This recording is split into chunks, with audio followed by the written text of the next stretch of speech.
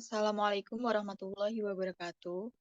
Perkenalkan, nama saya Mita Nurhidayati dengan NIM E100220065. Di sini saya akan mempresentasikan tentang aglomerasi ruang industri.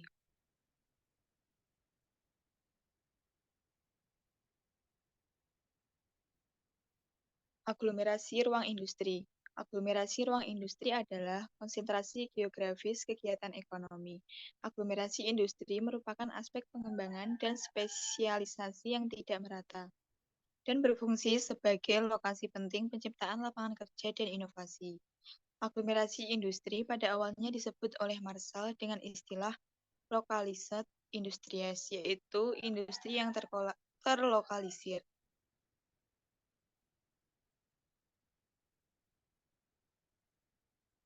Intensifikasi hubungan antara sejumlah perusahaan di wilayah yang sama menghasilkan keuntungan kolektif yang disebut dengan istilah ekonomi aglomerasi.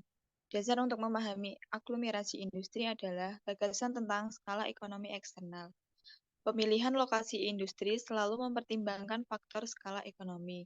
Beberapa perusahaan atau industri yang sejenis cenderung memilih berada pada lokasi yang berdekatan sehingga membawa dampak menurunnya biaya produksi.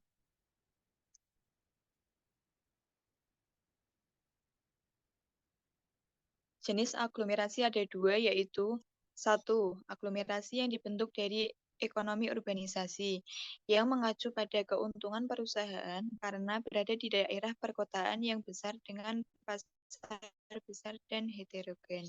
Yang kedua yaitu aglomerasi yang dibentuk dari ekonomi lokalisasi, mengacu pada manfaat yang hampir secara eksklusif berdampak pada sektor industri tertentu saja.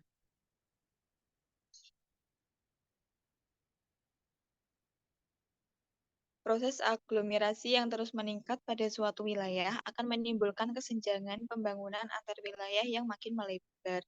Oleh karena itu, perlu kebijakan yang mengatur agar memungkinkan terbentuknya aglomerasi industri tidak hanya terkonsentrasi di salah satu wilayah atau pulau saja, tetapi aglomerasi industri dapat merata di seluruh kepulauan Indonesia.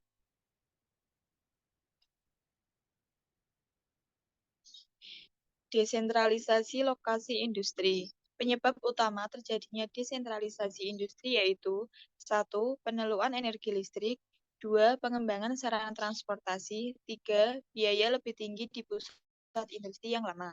Proses desentralisasi industri ini pada awalnya dapat berupa relokasi atau disebut dengan desentralisasi teritorial.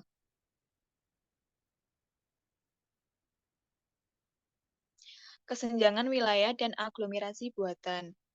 Bentuk kendali dan arah penanaman modal industri ini terangkum dalam konsep kebijakan daerah yang dapat mengambil dua bentuk utama berikut ini, yaitu: satu, intervensi tidak langsung. Bentuk kebijakan yang paling umum dilakukan adalah berupa penyediaan infrastruktur yang dalam jangka menengah dan panjang dapat membuat daerah-daerah ini menarik untuk pengembangan industri. Yang kedua, intervensi langsung. Realitas industri baru ini yang bertindak sebagai kutub pembangunan, memicu proses aglomerasi dengan kapasitas pembangunan yang bergerak sendiri.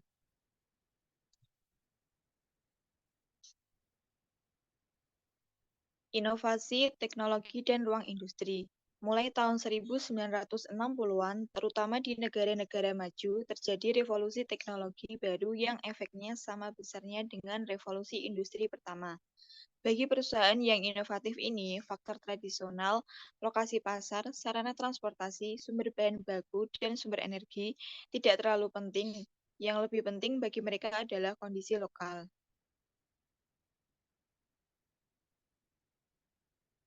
Sekian presentasi dari saya. Apabila banyak salahnya, saya mohon maaf yang sebesar-besarnya. Wassalamualaikum warahmatullahi wabarakatuh.